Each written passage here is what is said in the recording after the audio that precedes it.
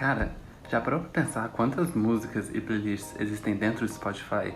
E mais do que isso, como sempre tem uma música que se encaixa perfeitamente pro momento que você tá passando? Bom, para entender essa relação entre a música que a gente está ouvindo e nosso estado de espírito, a gente tem que voltar um pouquinho no tempo, para bem antes desses serviços de streaming se popularizarem.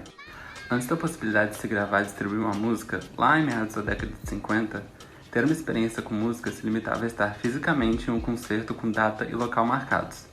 A partir do momento que a tecnologia evolui e as novas gravadoras produzem os primeiros discos, aos poucos, traços dessa experiência musical começam a chegar dentro da casa dos ouvintes. Com isso, vieram os vinis, walkmans, discmans e fones de ouvido que individualizaram ainda mais a experiência musical. O que antes era exclusivo de óperas e espetáculos chega depois à casa dos ouvintes e agora pode ser carregado para todo lado dentro do seu bolso. Isso caracteriza um sentimento de posse em relação à música. É tipo como se fosse uma experiência, que agora a gente pode adquirir como um bem pessoal. E como basicamente tudo que a gente consome, no caso da música, essa compra também entra numa lógica de construção e reafirmação de identidade.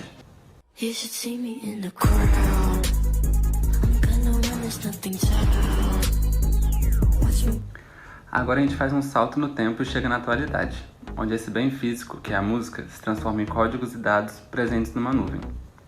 O ouvinte, ao invés de uma prateleira de discos que são seus, tem uma infinidade de músicas para escolher na palma da sua mão. O que mudou nesse caso é que do sentimento de posse, agora a gente tem a possibilidade do acesso. Se por um lado isso amplia nossas possibilidades e traz um certo sentimento de liberdade de escolha, por outro, nos proporciona uma angústia. Uma perda da percepção e da mensuração do que eu posso ouvir. Isso porque eu não faço ideia de tudo que existe na minha própria biblioteca. Surgem então as estratégias do Spotify em facilitar essa busca. Mas tá, para entender isso, a gente precisa voltar mais uma vez no tempo. Lá no início, o Spotify funcionava apenas como uma biblioteca virtual, onde se dependia da proatividade do usuário em pesquisar o que ele desejava ouvir. Depois, se aproximando mais de uma rede social, o Spotify permite que o ouvinte, agora chamado de perfil, possa acompanhar o que seus amigos estão ouvindo e compartilhar as músicas entre si.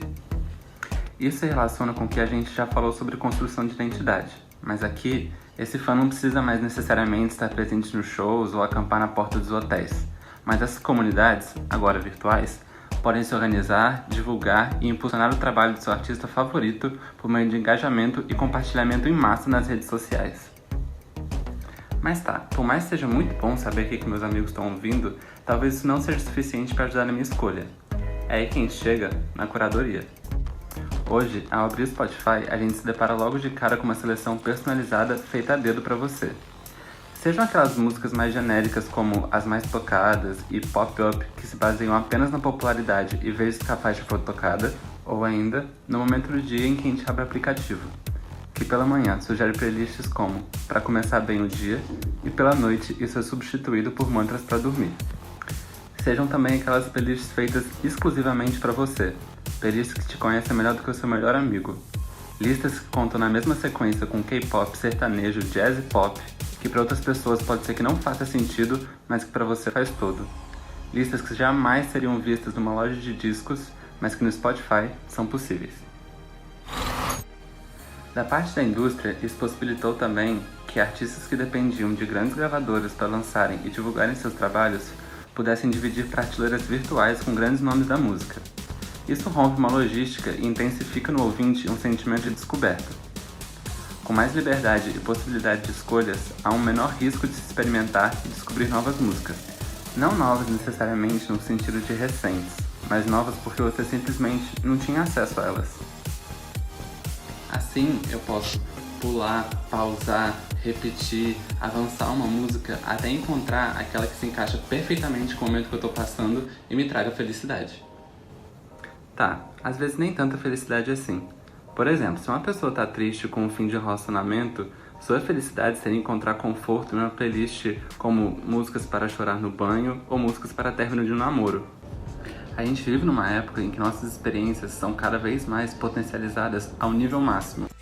É como se a gente colocasse no Spotify a responsabilidade de melhorar ainda mais a nossa experiência como ser humano.